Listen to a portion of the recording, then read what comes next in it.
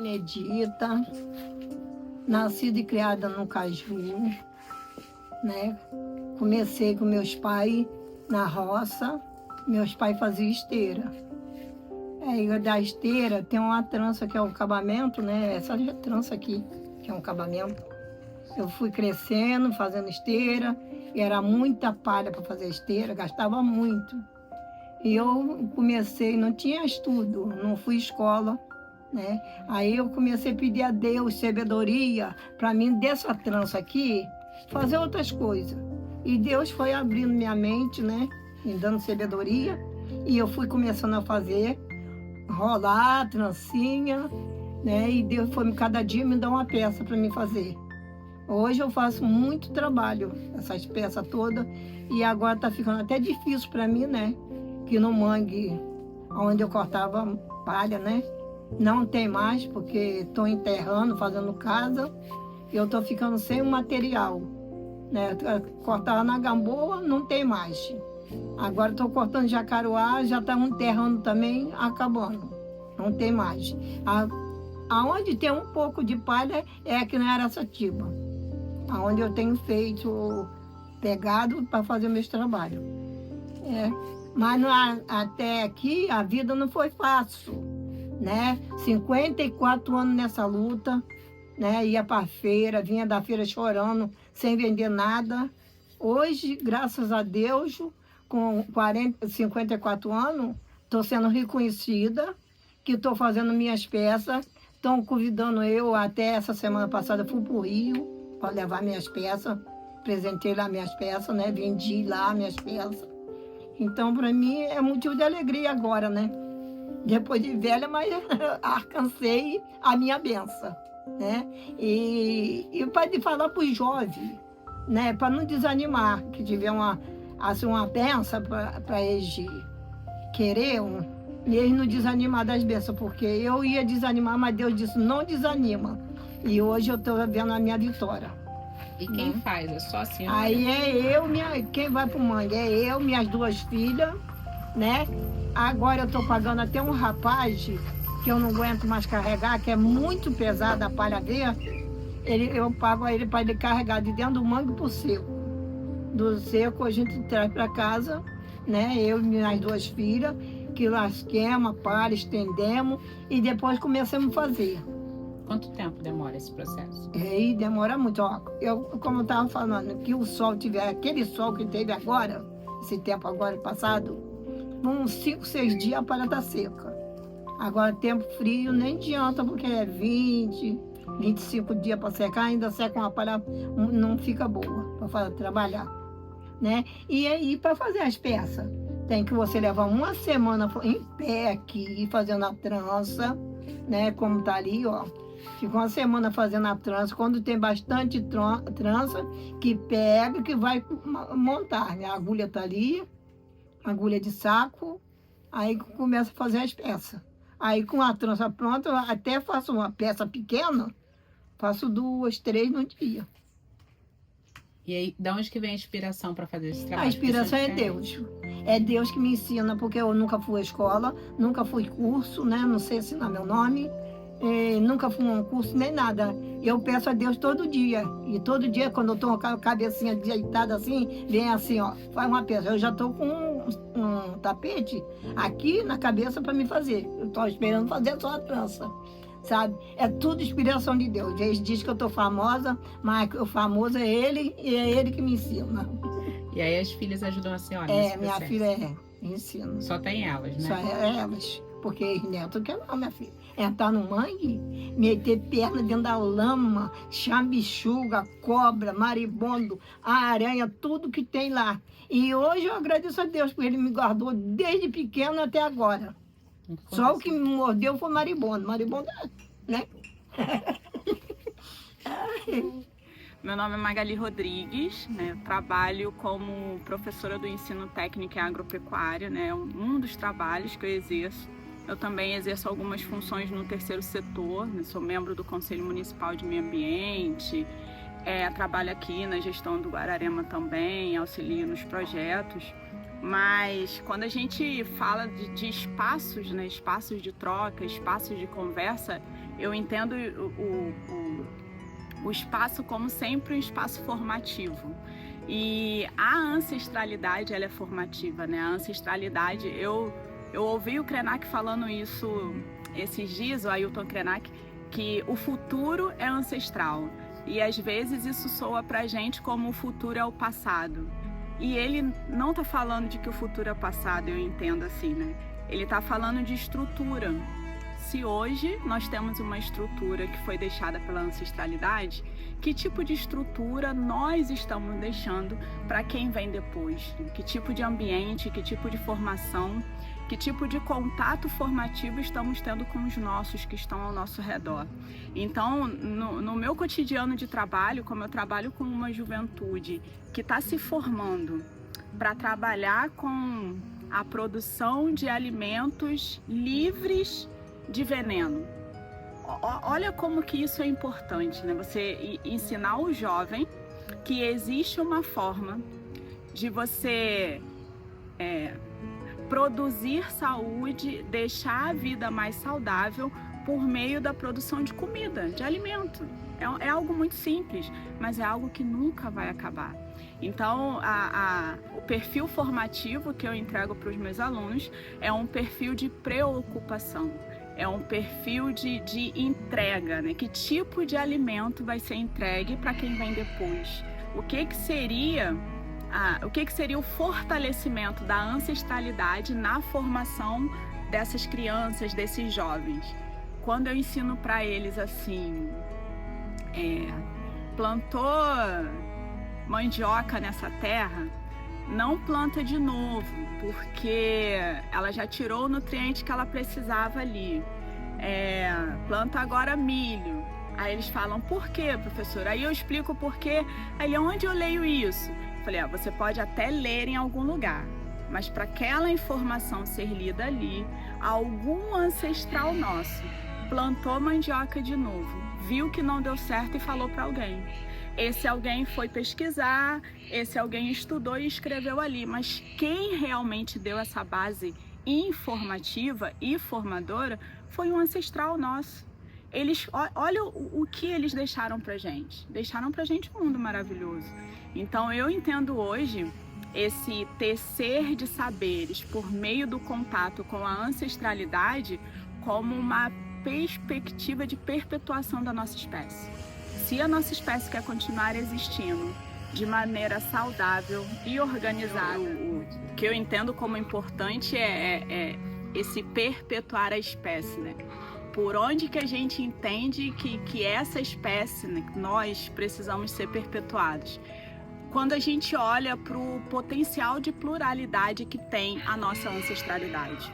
Quando a gente busca saberes ancestrais, quando a gente busca entender como que isso era feito, antes da tecnologia, antes dessa globalização da informação, a gente consegue descobrir que o potencial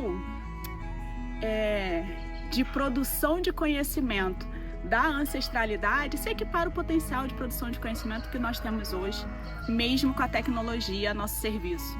Então, eu entendo que a gente tecer, né, que seria unir e entrelaçar os saberes ancestrais que já existem e promover formas de repassar esses saberes, de transmitir a outras gerações os saberes que muitas vezes podem ser esquecidos, como uma ação muito positiva, uma ação afirmativa de que a ancestralidade é a nossa base de sobrevivência.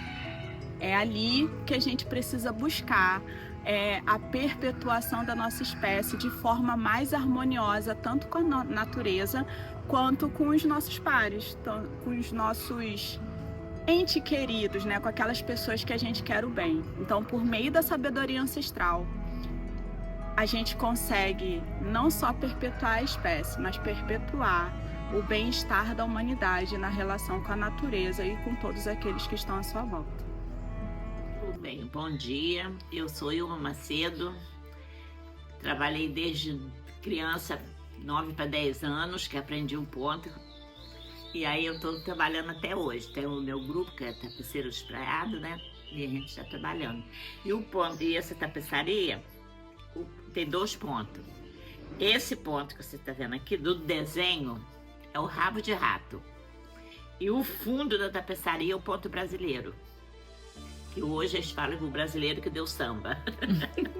e aprendi pequena, a pessoal todos espraiados, todos aprenderam, com a Madalena Colasso, né?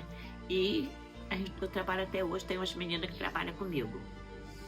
E o ponto ele é todo feito de buraquinho em buraquinho, você vai tecendo e puxando, tecendo, e vai sendo feito tipo um ponto cruz virado. Ele vira para o lado, vira para cima, vira para baixo, para formar o ponto brasileiro, que é o fundo da tapeçaria. Então são dois Aqui, tipos. infelizmente, eu não vou poder puxar a linha, tá vendo? Porque já está pronto. Vou puxar para passar direto. Isso é tudo feito assim, ó. Aí pega mais 2 para cá, mais 2 para lá, volta no meio e volta pelo lado. Depois você passa pro lado de baixo da peça e pega ali a agulha de cima para baixo e vai tecendo a tela toda até chegar o ponto final. Aí quando chega o ponto final do desenho do fundo, ela vai para uma madeirite ser pregada. Aí, ali fica 3, 4 dias, dependendo da situação. Pregado, depois a gente vem com esse forro aqui, ó. Faz a casa, porque passa uma régua aqui e bota o ganchinho, a pessoa que tem já na sua parede, só chegar e colocar. Quanto tempo esse trabalho todo? Esse trabalho aqui leva pra gente, dona de casa, que tem que fazer as coisas primeiro e tudo, uns 6 meses. De 6 meses, 6 para 7 meses, para estar pronto um tamanho desse aqui. E quantas pessoas trabalham hoje com você? Na tapeçaria? Isso. Eu tô só com 5 pessoas, porque conta comigo, com o João e o Miranda que desenha. Mas bordando mesmo só tem 3, eu e mais 2 meninas. E isso é um legado, né? Como é que a senhora faz? A senhora repassa? A senhora tem outras pessoas que estão aprendendo a fazer? Tem, mas não daqui. Eu dou aula lá na terceira idade. Tem umas senhoras aprendendo. Está entrando mais aluno, que eu voltei ao trabalho. Estou ensinando assim. O que eu tenho para falar é que a gente trabalhou desde criança, né? Aí continuamos a trabalhar. Criei meus filhos fazendo a tapeçaria. Continuo fazendo. Porque eu acho uma injustiça da gente não continuar esse legado dela, né? Então, aí o Sebrae veio, me convidou para fazer o grupo, nós fizemos o grupo e estou trabalhando. E a minha intenção é ensinar para as pessoas, né? Como eu te falei, né? Ensinar para as pessoas. O pessoal aqui, a juventude, não se interessa muito para vir aprender, mas tudo bem, uma hora que quiserem eu vou ensinar, né? Aí dou essas aulas lá na terceira idade, vou passar daí Bambuí também na terceira idade de Bambuí, porque alguém tem que aprender isso, né? Nem que não faça mais para atender, que não leva esse legado para frente, mas faz para si próprio, né? E é isso, aí estou trabalhando, não pretendo parar, até Deus me deixar aqui, eu vou continuar. E foi a vida da gente, foi toda isso. Esperado não tinha, Maricá, não tinha nada para você fazer para ter uma renda, né? Então foi isso que a gente se pegou esse trabalho, todo mundo trabalhar com muita gente, essa peça, esse ponto, só aqui do Esperado que faz. Você não encontra isso em revista e nada, que foi criado por ela, pela Madalena. Quer dizer, aí então eu fico assim, pô, parar agora, que não tem mais eles para fazer, né? Muito chato. Aí eu continuo por isso. E pretendo ir até onde Deus quiser. Como a senhora conseguiu levar esse trabalho para fora? Porque o espraiado, assim, ele é mais distante, né? Como é que a senhora vendia? Como é que a senhora conseguiu fazer? Vender tá muito difícil, porque é um trabalho caro, o material é caro, a mão de obra é cara. Você vê que a gente leva tipo 6 meses numa peça dessa, uma peça maior vai até para 1 ano, você trabalhando, dependendo do tamanho da peça. Quer dizer, não tem muito, não tem muito como dizer assim, eu vou fazer, vou receber, vou usar aquilo ali. Então a gente está fazendo, né? E tipo, vender as peças é muito difícil, porque são peças caras. Eu tenho peça aí de 15 mil a 3 mil, 4 mil. Às vezes eu vendo, aí tem que ser dividida e tal, entendeu? Para pessoas conhecidas. Sim. E eu pretendo, eu quero sim que a prefeitura, que os órgãos públicos me ajude a fazer exposição, a vender essas peças, porque senão eu vou ter que parar, porque o material é caro. Você compra meia dúzia de lã e linha, é 2, 3 mil reais. Aí você vai pagar a mão de obra. Se você não estiver vendendo, você pessoa aposentada, não tem como.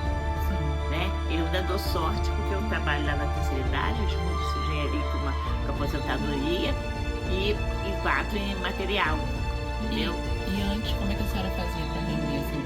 Saindo daqueles pratos, a senhora levava para o centro de Maricá? Era como... Não, antes, no primeiro governo de Cotuá, ele me ajudou muito. Ele fazia exposição, ele fez exposição no Cristo. Ficamos lá, acho que um mês e pouco de exposição. Vendi uma peça ou duas lá, não lembro nem direito, foi em 2003 isso. E depois Feira da Providência, Forte de Copacabana, vários lugares levavam para mim. A exposição em Maricá, eu só fiz a primeira exposição que foi no GAM. Nós corremos fazer as peças para fazer a exposição no GAM. Ecobe Porã, olá a todos. Itcherera, Carolina, Itché Potiguara, Itché Aicó, Paraíba. Eu sou Carolina Potiguara, eu sou do povo Potiguara da Paraíba, Aicó Porã, né? Eu estou muito feliz de estar aqui nesse município lindo de Maricá, que tem esse território da ancestralidade indígena. Ibiporã, Ibiporã, Ibiquara-Porã, né? Então é um território, o estado do Rio, né, guarda essas histórias indígenas tão maravilhosas dos nossos ancestrais, né, Tupinambá. E hoje eu sou professora de História, tenho meu mestrado em Línguas Indígenas e Educação pelo Museu Nacional FRJ. E a minha história se inicia no chão da minha aldeia, né, uma comunidade indígena de mulheres produtoras de farinha, mulheres indígenas que sobrevivem da sustentabilidade das sementes, né, de uma tradição de oralidade da nossa língua materna, o nosso tupi. E por força do meu povo indígena, eu fui para a cidade grande, para um grande centro urbano, estudar, buscar uma formação técnica para poder fortalecer o nosso território, né, que estava sob ameaça, uma grande presença da urbanização, a grande presença, né, colonial, né, dessa colonização. E a gente, na contramão disso, desses processos coloniais, movimento decolonialista, nós somos também ativistas, né, defensores do espaço indígena, né, dos saberes tradicionais. Então a gente foi defender o nosso próprio território, os nossos saberes. E uma coisa que a gente chama de conhecimento indígena. Alguns de vocês estão ouvindo falar pela primeira vez, mas os conhecimentos indígenas, eles existem, né? Não são saberes que estão nas grandes universidades, né? São saberes que estão chegando nas universidades, mas que para nós é a nossa tradição, é a nossa maior riqueza. Então a gente se baseia pelos conhecimentos da terra, do ar, do fogo, né? Das águas sagradas, dos mais velhos, dos pajés, do próprio território, né? Então a gente levou essa história a sério e eu fui lá escrever a minha primeira dissertação de mestrado, me tornei escritora, né? Vou apresentar um primeiro livro, né, para o público infantil, que é um conto indígena, o Arapoti. Eu também sou contadora de histórias, né?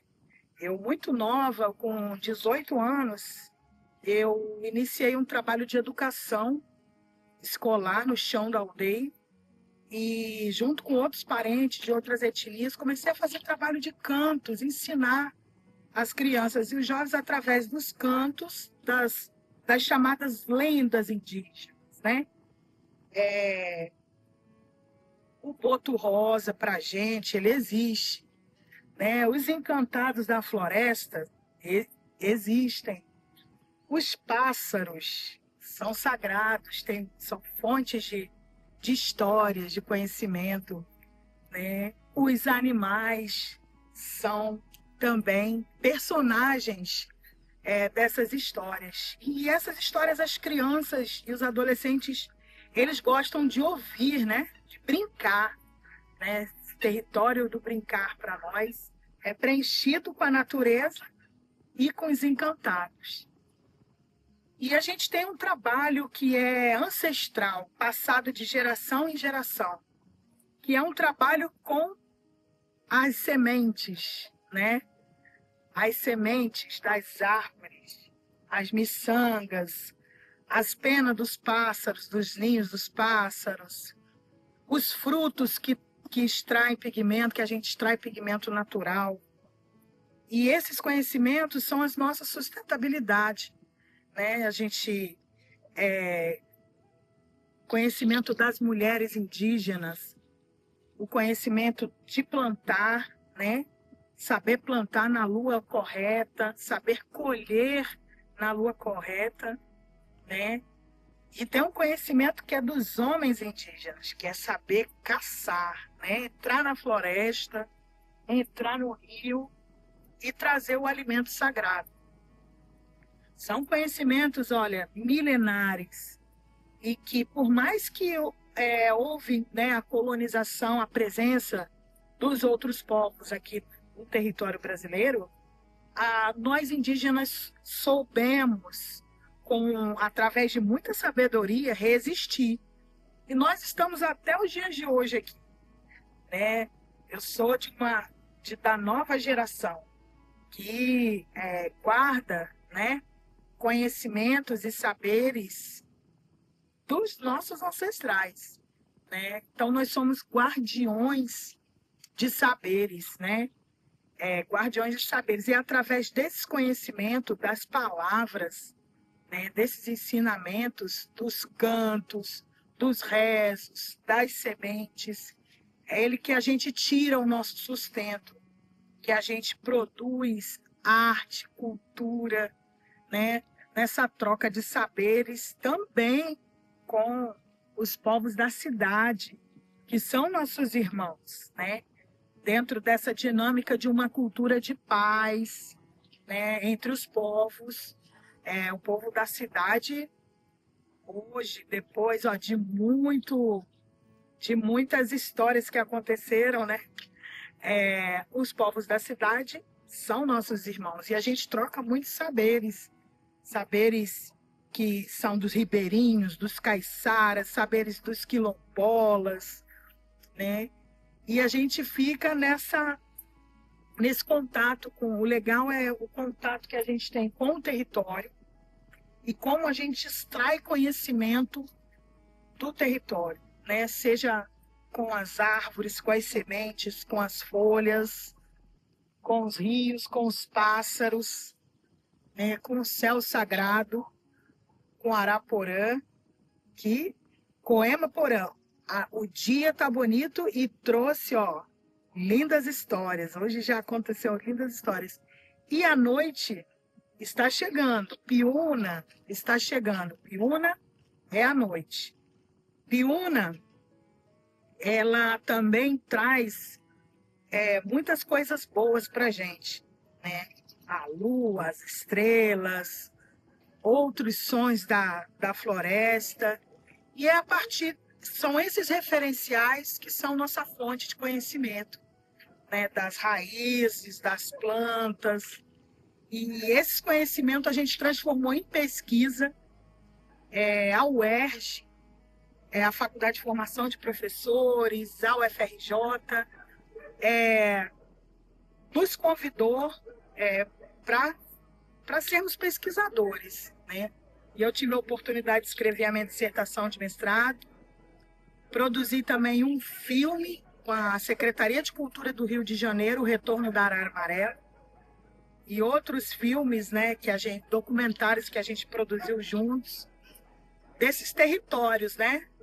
Territórios de resistência, território potiguara, território dos professores indígenas, território indígena urbano, que é o estado do Rio de Janeiro, esse território multiétnico, né? Há várias etnias aqui. E é isso, a Aicoporã, eu estou muito feliz. E é isso aí. Araruna, runa, hey, araruna, runa, hey, araruna, runa, hey, araruna, runa, hey, eruze awe una, araruna, ara, hey, araruna, runa, hey, araruna, runa, hey, araruna, runa, hey, araruna, runa, hey, eruze awe una, araruna, ara, hey, araruna, runa, hey, araruna, runa, hey, araruna, runa, hey, araruna, runa, hey, eruze awe una, araruna, ara, hey.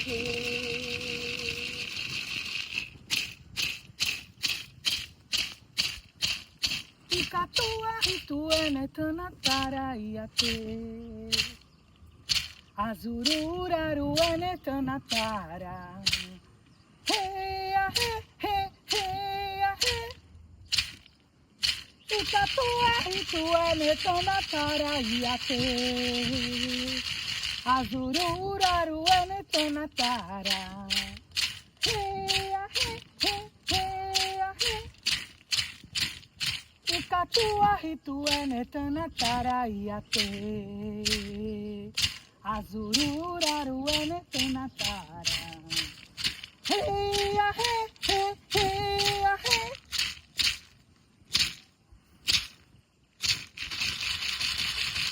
Ai noe te teiko, tupane apua, tupane apua. Ai noe te teiko, amana apua.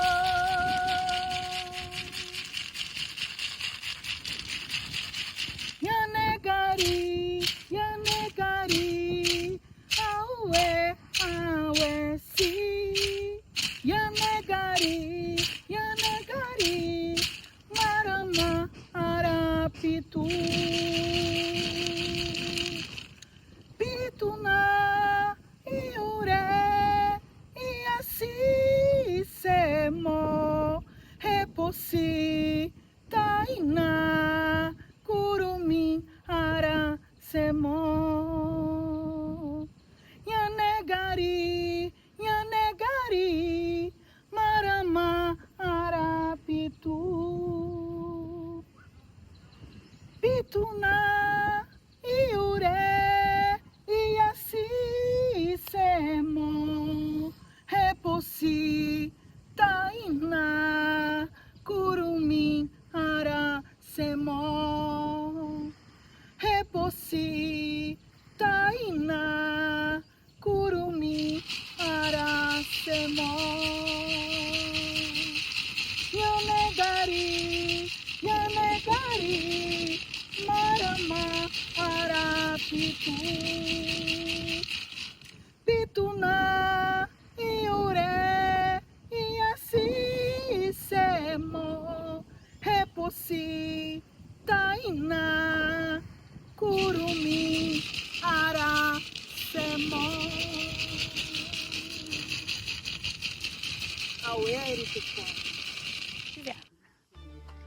Olá, eu me chamo Martinha Mendonça, sou indígena do povo Guajajara, sou do Maranhão, radicada aqui no Rio de Janeiro, e hoje estou como gestora na escola Parapotânia Ejá, no território Tecoaca Guiuporã, a aldeia Mata Verde Bonita, aqui no território da Restinga, em Maricá.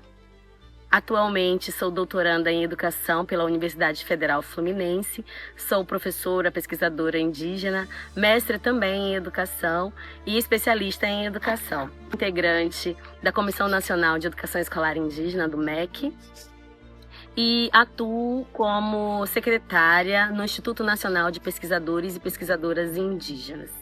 A minha trajetória em Maricá, ela começa na escola Quiringuê-Aranduá, que é a escola do outro território que hoje está no Espraiado, como professora. Eu me apresento como professora pesquisadora indígena porque são coisas que não estão separadas, nem na nossa perspectiva de povos originários, onde o mundo ele não está desconectado.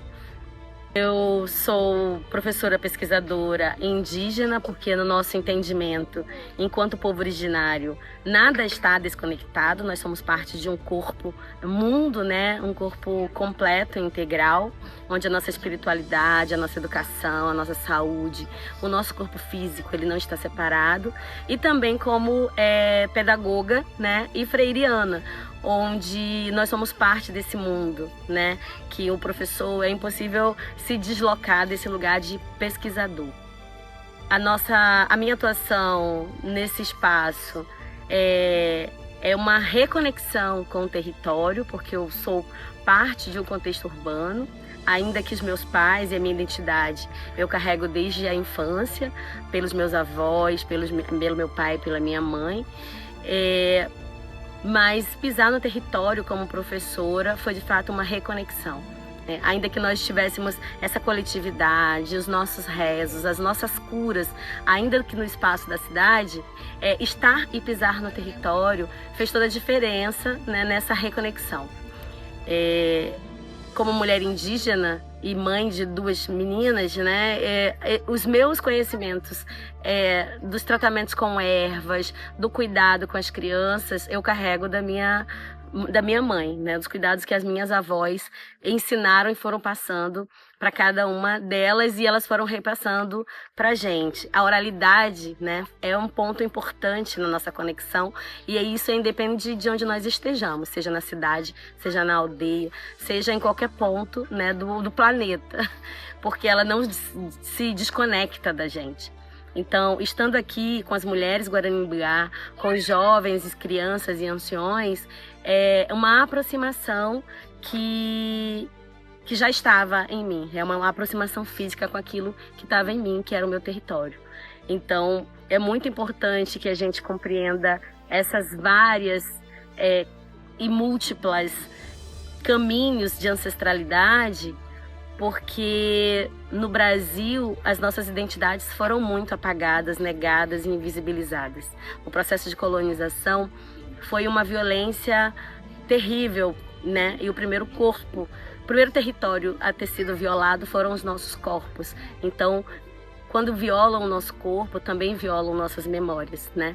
Então é muito importante que o espaço da escola seja um espaço onde a gente conecte essa ancestralidade, onde ela também possa fazer sentido. A escola da cidade, muitas vezes, é muito agressiva para nós, crianças, jovens, adultos, professores indígenas, mas também ela pode ser a ponta de lança, né? A ponta da flecha que nos possibilite caminhos outros de ancestralidade, de corpo e de território, de uma forma mais integral.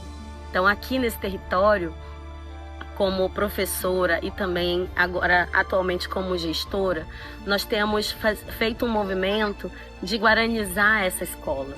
A gente tem uma intelectual indígena guarani que fala que a escola é a embaixada do branco dentro do território. E aqui nós fazemos um processo de guaranização. A gente amansa essa escola para que ela se torne de fato uma escola guarani, uma escola que parta do modo de ser e viver, do território onde a gente está, para construir uma educação de forma integral que conecte espiritualidade, território, saúde e educação. Meu nome é Sandra Gurgel, sou professora, cientista da religião, escritora, acho que um pouco de tudo, né? Nessa sociedade, para mim especificamente, ancestralmente, a gente é um pouco de tudo. Bom, estar aqui fazendo esse vídeo falando da ciência é muito interessante, né? Para a gente pensar, eu sou da área das humanas, né? E geralmente se pensa humanas excluídas da ciência pragmática. A gente vê a ciência como uma mágica, como se as ciências sociais não fosse magia estudar as questões da sociedade, né? E meu estudo específico é a educação. No meu livro Tese, eu falo da educação enquanto ciência, essa pesquisa dessas mulheres no campo da educação, com referência às suas ancestralidades, com referência aos seus fazeres, né? Uma educação como talvez esse espaço onde a gente está gravando, onde tem vento, onde tem árvore, onde tem azul, onde tem som de crianças brincando. Isso tudo é ciência, né? Isso tudo também atravessa o campo da educação. E aí eu fico me perguntando bastante, a gente tem escolas de muros, escolas de sala, e por que não escola de campos lineares, né? Então isso é falar de ancestralidade. E aí pensar em outras mulheres cientistas no tecer da taboa, fazer esteiras, fazer cestos, isso é tecnologia, né? Às vezes a gente fica muito ligando a tecnologia a computador, a rede, a fios, né? Mas a ciência, ela nasce a partir do conhecimento do cotidiano. Ela nasce dos povos originários, ela nasce da ancestralidade, do jeito de fazer e ser na natureza, da observação dos ventos, da observação das pessoas. E talvez a gente precisasse retornar à nossa ancestralidade para reaprender coisas que nós esquecemos. Então, a minha ancestralidade, eu não posso falar de ancestralidade sem lembrar de quem veio antes.